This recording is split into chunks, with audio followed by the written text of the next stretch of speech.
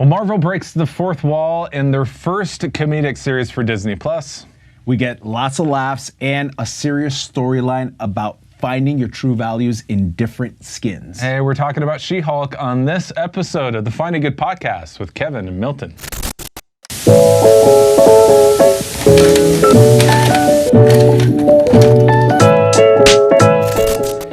Hey, welcome to the Finding Good podcast. My name is Milton. And I'm Kevin. Yep, and we're just two guys who love to talk movies, not just on the surface, because everybody does that, but we like to go a little bit deeper into the themes. So we want to invite you to like, subscribe, and She-Hulk smash that bell. There you go. So that you can know when our new content comes around. We're talking She-Hulk. We are. But before we talk about She-Hulk, What? I have to talk about your sweater. What's wrong with my sweater? I loved it. First of all, it was like really cool design, and then I read the name of it. Yeah. Camp Winnipeg? Yeah, Camp Winnipeg. I was the camp director at Camp Winnipeg for several years. Was it a camp for like AA alcoholics? That. What's wrong with There's no way that is a real It's a camp. Native American name. All of our cabins had, Apache, Yeah. Down in beer. Sioux, Comanche. It was Cabin, let's get drunk. at Camp Winnipeg. Why? Why I just think it's very there's no respect in this well, place. I didn't have kegs at my camp. I'm just saying. Okay, what was the name of your camp? Do you remember? Like Camp Whisper Pines. I don't know. Some stupid Whisper Pines. Pines don't whisper. I don't know what they did at my camp. Yeah, and they said, "Why are you here? Go Can we home." just move on? Okay. I just love the name. Okay. Camp Winnipeg. Congratulations. She-Hulk. Let's talk She-Hulk. She-Hulk was now She-Hulk had a lot of controversy going into it. Did it really? Actually, this is the most real She-Hulk looked. It was heavy CGI for sure. A lot of in CGI. She-Hulk. People were a little weirded out and worried that it was not going to be good. And then a lot of people are like, shrug, what is this? Yeah. Because she breaks the fourth wall. Yep. Which is if you're not familiar, that's when the characters look directly at the camera and talk right to you, the audience. That's breaking the fourth wall. It was romantic. Yeah. Which was pretty different for Marvel.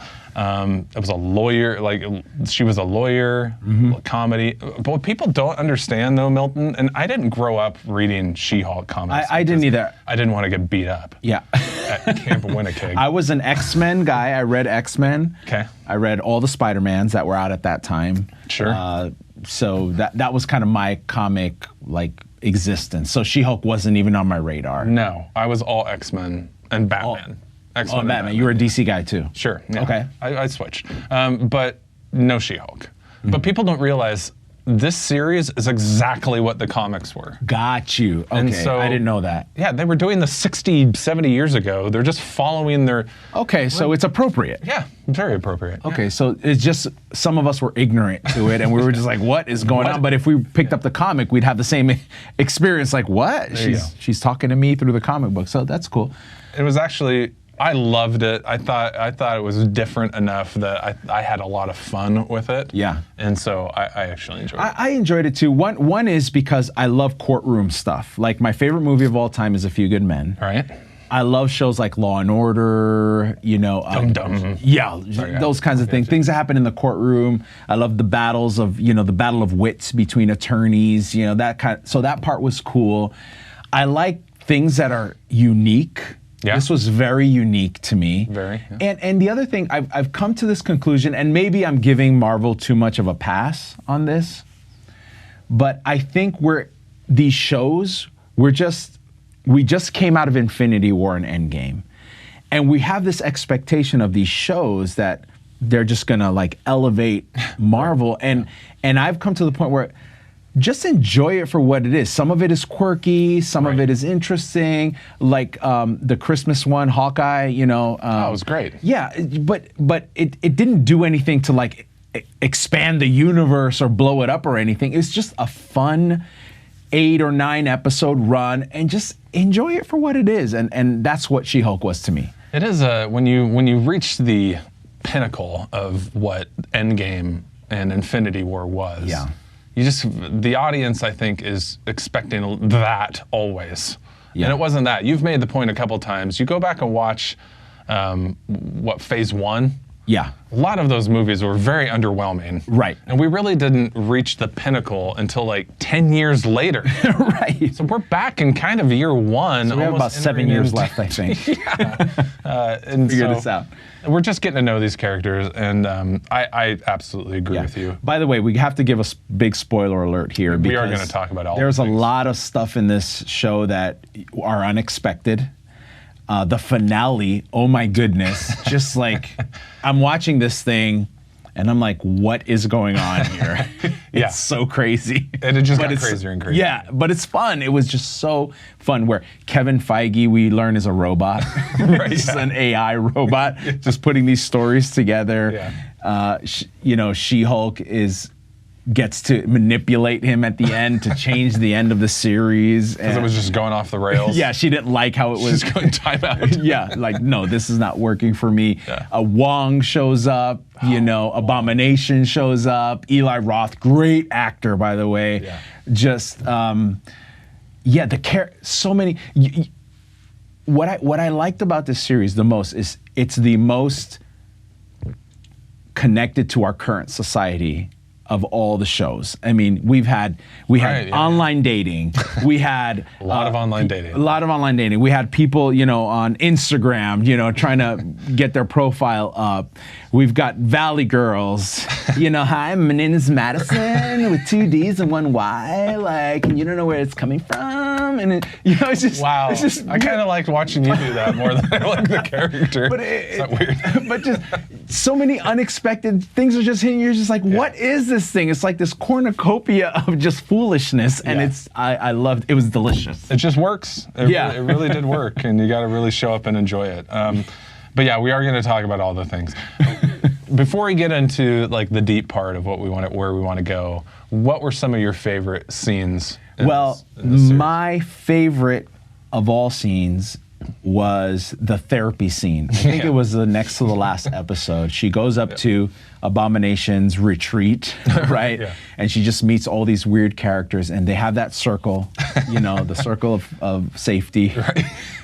And finally, it's one of her moments where she realizes, like, wow, maybe being She-Hulk is okay, right? And just the conversation and the depth of it, even though it was silly, but it was deep at the same time. They're all superheroes, Right. Dealing with their stuff. right. I love that. And she has to go into the non-anger chair, and sit in the corner, and then of course the scene where Porcupine finally has the courage to take his mask off from his suit. Because he wears a suit always. Always, he never takes it off, and the minute he takes the mask off, they know why he has not taken the suit off. They're like, dude, please put the mask back on. I just love that scene. It was so good. It was really good. Yeah. What scene did you? I was a huge fan of Madison and Wongers. Yeah, just Wongers. the fact that she called Wong Wongers. Oh, Wongers. Every time it was just the best. And she ruins all the shows for him by telling him the end. Right, because he's binge watching Sopranos. Yeah. She just keeps ruining it for him. It was really good. Yeah. The casting was amazing. And then Daredevil. Oh my goodness! I'm so glad you brought this up. Yes. Like it's the second time Marvel has hit us across the face with Daredevil. First, it was in the Spider-Man No Way Home movie when he shows up. That's right. As the Okay, attorney. yeah. Yep. And now in this show. Third, the Daredevil universe, because Kingpin showed up in Hawkeye. Oh, that's So right. you knew That's that this right. world was coming. Yeah. So, and we love this character, Daredevil. Oh, amazing. So well done. Better than the Ben Affleck version of Daredevil, if you've ever seen that one. I actually scraped that out of my mind. and my Sorry, memory. Jennifer Garner, for that movie. You were great in it, but oh my goodness. Wait, they were a thing, weren't they? I think they became a thing after that. After that movie? I think so. I'm not sure. But then, Anyway. but man, I can't wait to see where Daredevil's taken. Obviously, he's coming back into the MCU.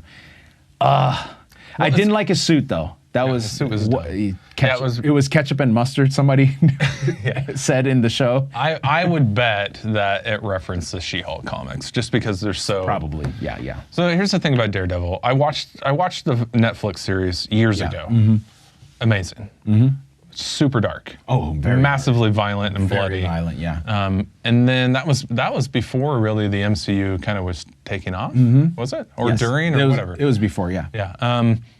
Then we watched She-Hulk, which is like all comedy, all haha, lovey-dovey, and they're hanging out and best friends. And then I'm like, now I'm Daredevil hooked again. And I went back and I watched the first episode. Wow.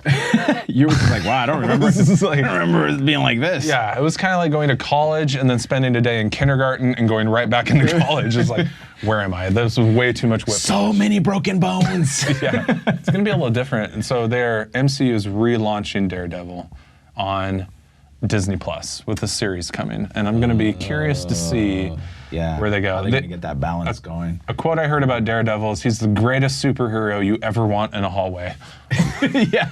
I think that comes from our, what is it, Real Trailer. Real Trailer guys. Honest yeah, trailers. they're honest trailers. Yeah, those guys are good. Well, because he kicks butt in the hallway. Yeah. You know, the interesting, as we go a little bit deeper on this character and this show, it's the battle that Jennifer has. You know, she becomes Hulk. She didn't choose to become She-Hulk. Yeah. And now she's got to kind of decide, am I going to be She-Hulk? Am I going to be Jennifer Walters? Which one is better? I am Jennifer Walters to my core. I never asked to be She-Hulk. And now I have to kind of make this decision. And how do you, because we all kind of have some kind of existence of that kind, which is, what do I mean by that? Like, you go to work and you're some person. Yeah. You go to school, you might be another person. And then you're at home, you're a different person. You go to church or your community, whatever you're doing. And we kind of live these different personas. Is that the best way to live? Is it, or is there a way to, I don't know, not be fake, I guess, is what I'm wondering. Well, I think I think we all do this because almost we have to. I mean, if I was a husband to you, that would be... Ew. What are you talking about? Like I could be a husband. Like I could be a husband. Saying? Yeah, shut up. I could be a husband at work, or I could be a husband at home, but I need to be a friend to you. Those are two different roles. For sure. Right? For sure. Okay, so even if I have the best of intentions... I'm so glad you cleared this up. A lot of confusion for Milton. If I'm going to be two different people, and they're going to look differently, and we all have that. We have, if you're a sister or you're a friend at school, we all have these different roles and personalities that we play. I think just out of practicality. Okay. Right? You have to be that. The question is, the value system in who you are, is it woven in all of those places? Okay. Because I think the where it starts to get skewed is if I have different values at home, then I have different values at work and different values when I'm by myself with a friend. There's where problems start. Okay. So what you're saying is that playing the different roles is a necessary part of life, but it should never take away from who we truly believe we are and the values that we hold. Right. And this was a little bit of the show. Jennifer was going through a huge identity crisis. Who am I? Yeah. Am I She-Hulk, who's getting all this attention and all these dates and all this acclaim, or am I Jennifer Walters, kind of the boring lawyer, helping people and doing great things without all the gloss and the polish? And so she really, I think this series was a huge journey for her to find that connective tissue between these two personalities. I think what I think happens in life is that things happen to us and we do not allow those things to become part of who we are. Yes. Yeah. Right? So, because especially the hard stuff, the tragic stuff. Oh yeah. Right. So I don't know. Somebody damages you in some way. They hurt you.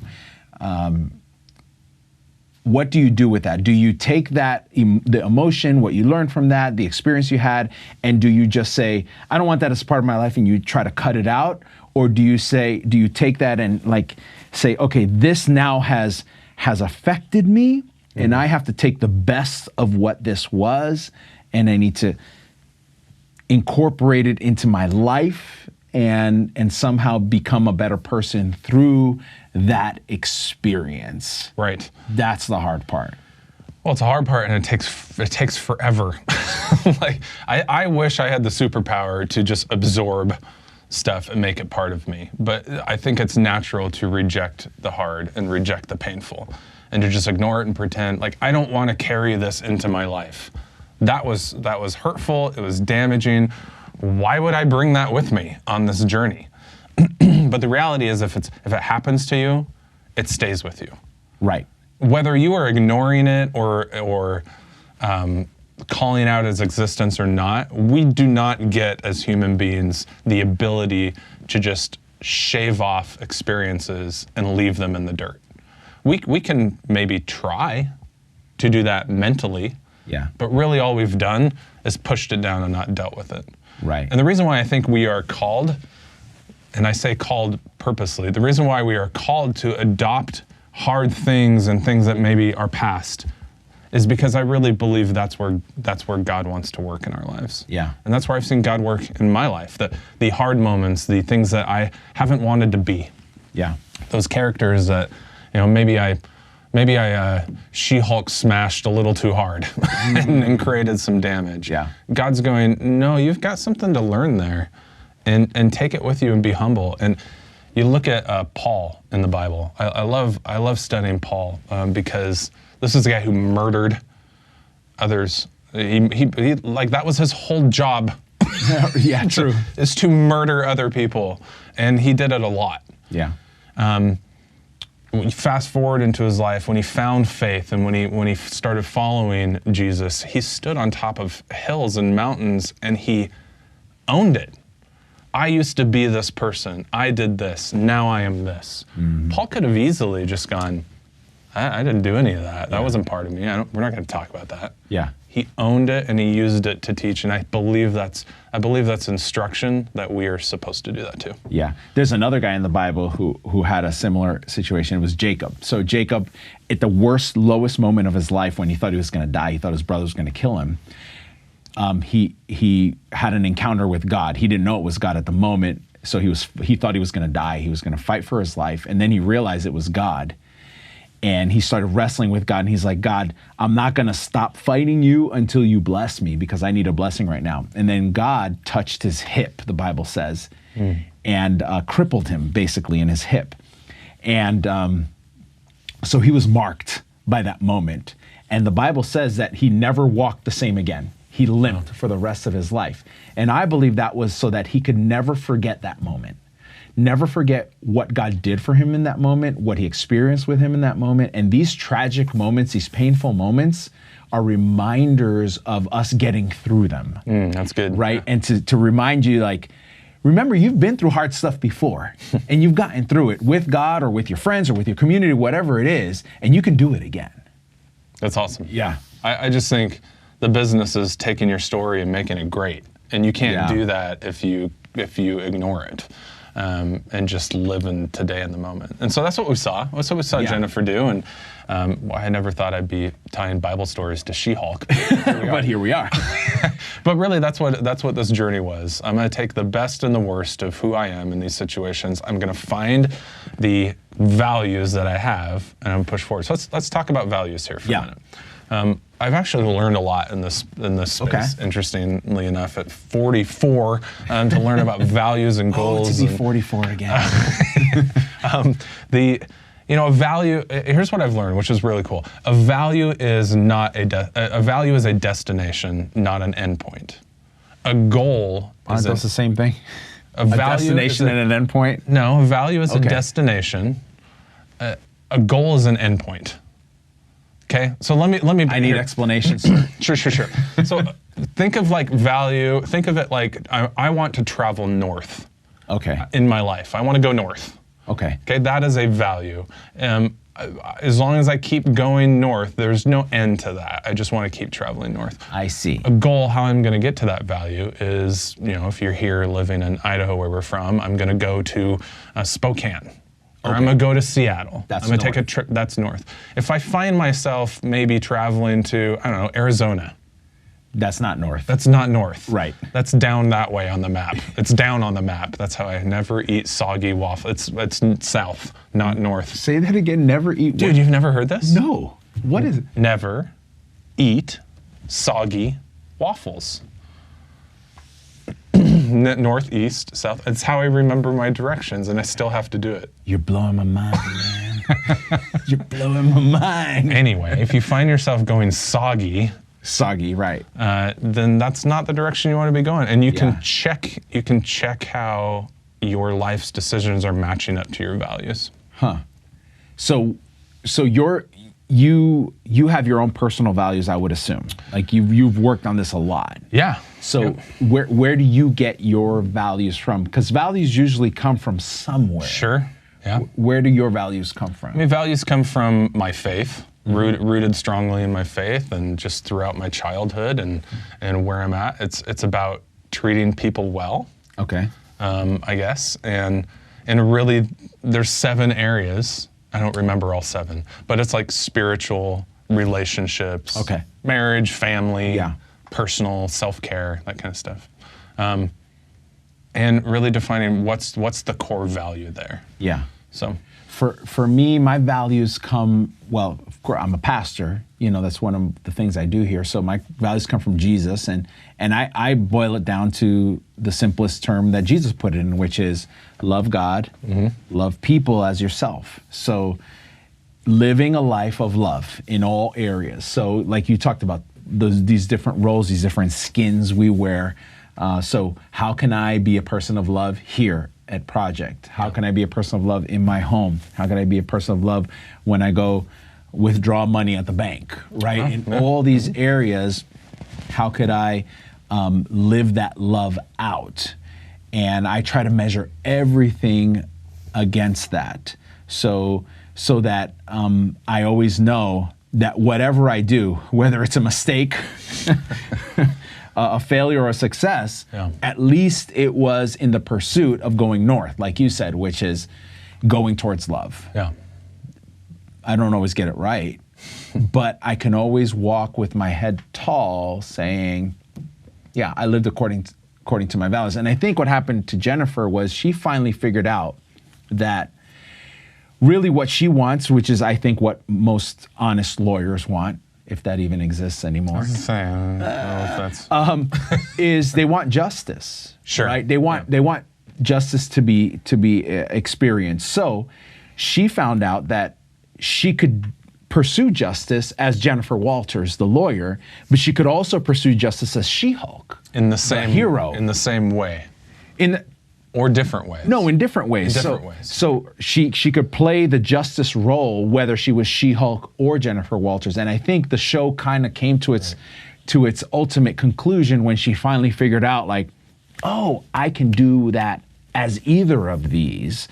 The methodology might be different, I'll break more things as She-Hulk in the pursuit of justice, but I'll still pursue justice. And in the courtroom, I'll do it as Jennifer Walters. And I think that's where she finally found the joy of embracing everyone she could be, which is these 2 people. I'd actually argue a little bit that she found the joy after she tried both ways to get justice as She-Hulk. And so she is who she is, and her value was to do justice correctly through the system, take the steps, do it the right. And as She-Hulk, the justice was I'm going to rip down this entire TV screen that is playing bad images of me, and I'm going to bust all the things, and I'm gonna find the villain and smash his face in. Yeah. And she was still kind of in this limbo of like, well, that doesn't match my value system, and so I'm hurting people. Yeah. I'm hurting myself. And I think when she was able, as She-Hulk, to find justice the same way as Jennifer Walters, that's where it all connected. Nice. And I think that brings up a beautiful point, which is, we all play these different roles, and like you said, like you can't be the husband while you're here at work, right? So knowing when to use the tools that you have in the appropriate place, still seeking the same values that you always do, but using the correct methodology in the moment. So in that scene, when she broke the TV screen, if she would have been Jennifer Walters instead of She-Hulk, even though she's both, but if she would have used that instead, it would have been a whole different trajectory of the story.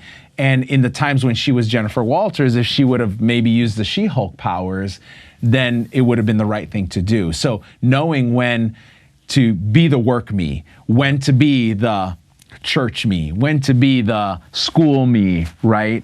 But still seeking the same values. I think that's where it gets hard, but if we can learn that, we can function so much better in society. Good. I love it. A good application takeaway that I would encourage you to do is just look at these areas of your life. And Milton has a great overall life value, right? Love God, love people, love yourself. But even if you're able to drill down a little bit deeper into that, how does that look like for your personal life? Mm-hmm. How does that look like for your marriage, or with your brothers and sisters? How does this look like for yourself? What does this look like in work? How does this look like in your health? And define that one or two values, and then give yourself 3 goals. Like, what are some attainable goals that will support this value? And I think you'll be on a really fun journey. That's some great advice from the Kevin.